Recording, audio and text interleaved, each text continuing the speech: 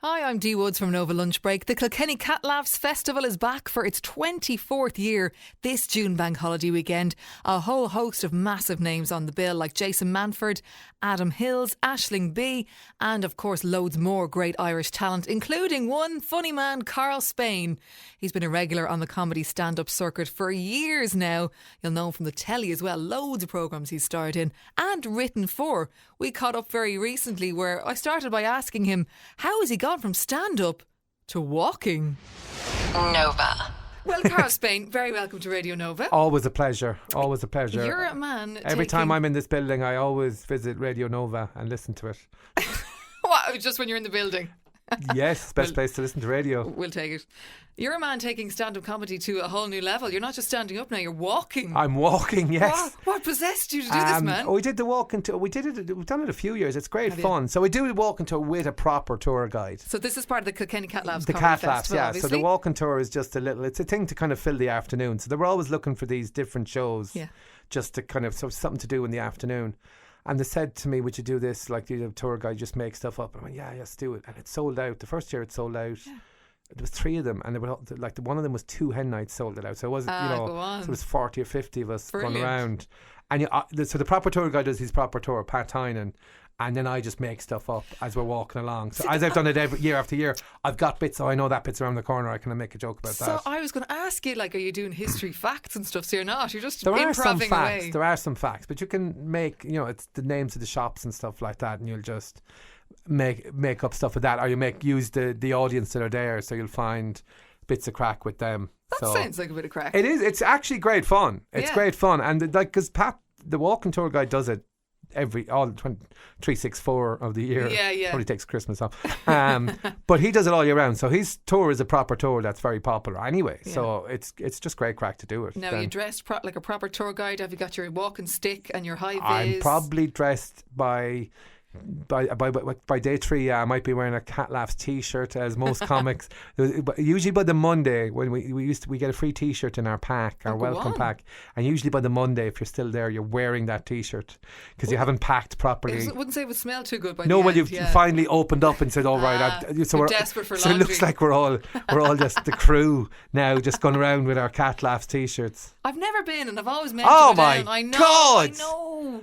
Oh my God, this is like, I was in China last week and I met a girl living in Beijing who'd never been to the Great Wall, which is like an hour away. Well, and she's living there for 5 years, and she goes, we see it as more of a tourist thing. I said, I see it as more of a global phenomenon of the world thing, like, What were you doing in China? Doing shows in China. For like, we were in Hong Kong for Paddy's Day with Fred Cook and Kevin McGarren. Then we came up to, we were in Shenzhen, Beijing and Shanghai, which was one of the best trips ever. Really? Great crack with the lads. Here's what I don't understand about the comedy circuit here in Ireland, because it's huge. Yeah. There's so many of you. You all seem to be great mates. Surely you're in direct competition with each other. Surely you're hoping their jokes fall flat, or they fall flat on the stage. It isn't. I mean, it's awful great camaraderie, isn't there? There is. It actually is a great, like the community of comedians. It is a good group to be part of, and we do look after each other. There's 1 or 2 I could mention. Yeah, please mention. Not on air, but there's 1 or 2 that everyone agree. Oh no, he's a bit of a whatever. Yeah. But no, people look out for each other, and there's a good thing of, like, people who would be of. Would have had huge success, would be still friends with the people they started out with. That's lovely. And it is great. It's nice about that. And it's the thing I like most about not just the Irish comedy scene, but the comedy scene in general, and like the UK and stuff. So I know a lot of those lads as well. I'm doing it 18 years.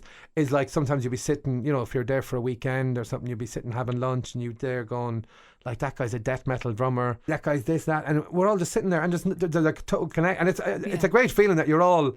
I always used to think, like, I remember doing a gig in Birmingham, and there was like 2 comedy clubs, so there was 6 comedians, we're all so different, huge American guy, big black guy, that was the death metal drummer, small Jewish guy from London, there was a female comic, we're all sitting around, and I was thinking, I wonder what people think we are. If they just walked in and see they're not a family. Yeah. I wonder what they work. If they work together, it could only be like computers or something. A diverse office. Yeah, it was just a nice diverse thing. So there was, it's that nice feeling of, inclusion basically in the comedy scene, and like, oh, there's a gig here. Do you ever think, would you be interested in that gig? Oh, all that bit of material you do, would you not tweak it and do that thing? So it's actually my favourite thing about the comedy scene. And in the Cat Laughs every year, it's actually kind of that thing where we meet up and there'll be, oh, I haven't seen you in ages, and it's we're all around. So you're not just with the one or two you don't like, you're with all the ones you like. Yeah, I'm going home to play Karl Spain bingo now and just to go back and see everyone you've collaborated with, and the people you haven't must be the ones you hate. 18 years I could give you stories. It's a long time. It is, yeah. You're it's still funny. laughing. Oh yeah, it's not about me laughing, it's keeping the audience laughing is the thing that makes me happy.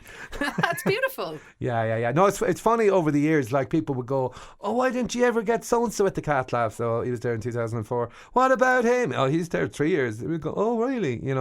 But all the people, all like the big names, on the press release that would have passed through, like Bill Murray and stuff like that. Peter Kay. Even actually Michael McIntyre wasn't mentioned. He's been there a couple of times. Right. But loads, like anyone you can think of in the Irish. I was going to say, it's the cream of the crop to do with Irish. It comedy, really is, and it's sure. always my advice to someone. I say this every year: if you see a name, oh, I don't know them, I'd nearly go see them. Right. Because you'll see a lot of the other people other times or whatever, but it's always just such a lovely way to discover new comedians and new talent. And if they're there, they're obviously doing something right. Yeah, you're there on merit. It's not like you've just, we like the sound of his name. Actually, a lot of people on the bill here have been here. We've chatted to here at Nova. Deirdre O'Kane is going to be there. Eleanor Tiernan, Colm Regan, he's been in. Jarlath Regan, he's been in. Colin Murphy, Eric Lawler, Joanne McNally was in recently. Alan Spittle was in with me recently. Barry Murphy, what a ledge. Yeah, he hasn't been in though. And yourself. He doesn't do interviews. No, but I did accost him at a recent radio awards. Oh, did you? Oh, there you go. And he was lovely. Oh, Barry's great. I have great friends with Barry, but he doesn't do interviews, and he should. He's so funny and witty. Oh, he's genuinely, and he's such great. We're in Dubai in January, and with such great crack. God, you're all over the shop. Oh, it's great. I only talk about the gigs there. Like I'm in Castlebar on Friday. I'm not going to talk about that. That's the worst where it's at. I have a Mayo man in my family.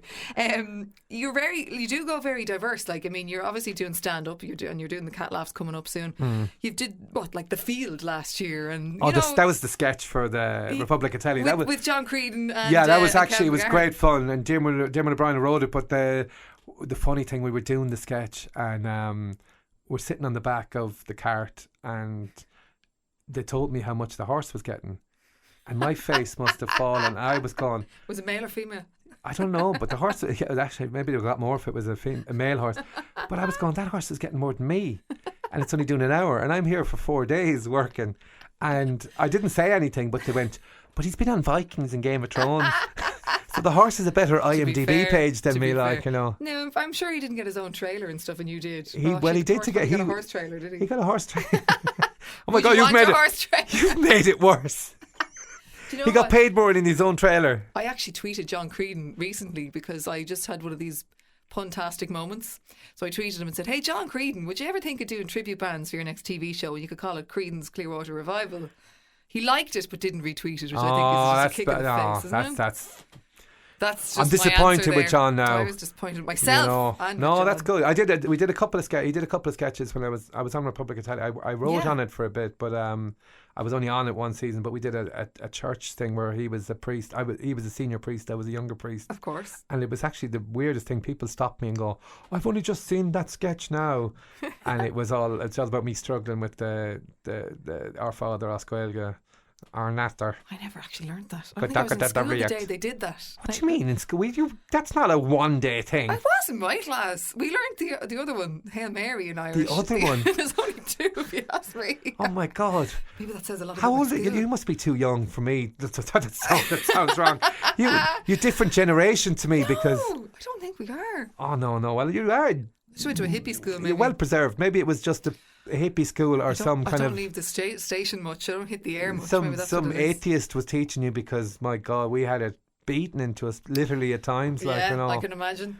A lot of people could identify with that sketch. Yeah. Is it weird writing sketches and then not starring in them?